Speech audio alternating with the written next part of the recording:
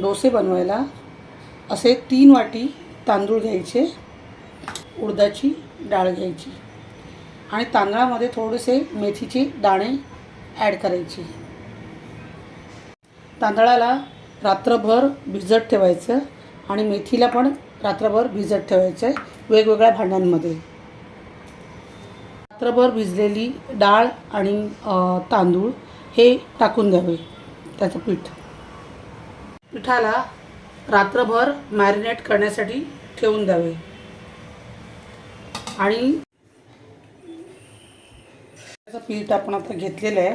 आता आपण त्याच्यामध्ये वाटताना मीठ टाकलेलं नव्हतं, तर थोडंसं हा सोडाकार आहे, थोडासा चिमूटभर सोडाकार आणि थोडंसं चिमूटभर मीठ, जसं आपल्याला जमेल तसं.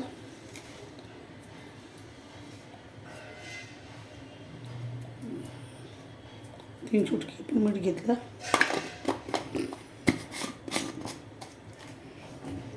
पाणी मिळूया त्याला. डोश्याचं पीठ थोडं पातळ असतं म्हणून थोडंसं पाणी टाकून अर्धा ग्लासपेक्षा थोडं कमीच टाकले पाणी. पहिला हलवून बघूया, जरा पातळ करूया त्याला पिठाला.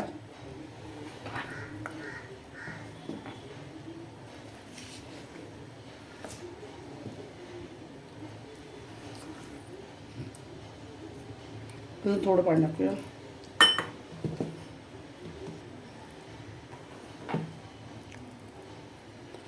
अजून थोडं, म्हणजे टोटल आपण 1 ग्लासमधून अर्धा ग्लास पाणी टाकला. छोट्या ग्लासमधून अर्धा ग्लास पाणी टाकला.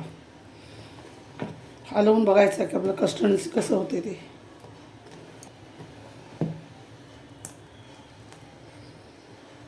टाकताना थोडा गॅस स्लोच ठेवायचा.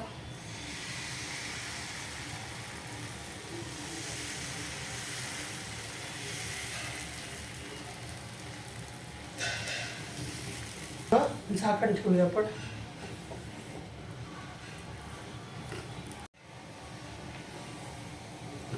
अर्धा झाल्यावर टाकायचा तो, पूर्ण झाल्यावर नाही.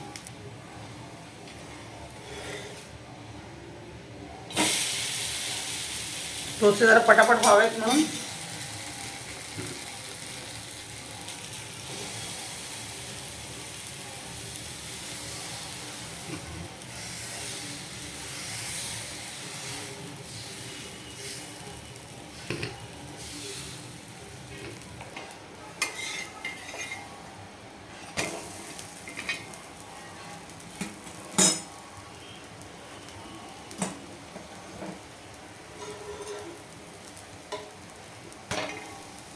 अर्थ की थोडेसे क्रिस्पी व्हायला हवेत.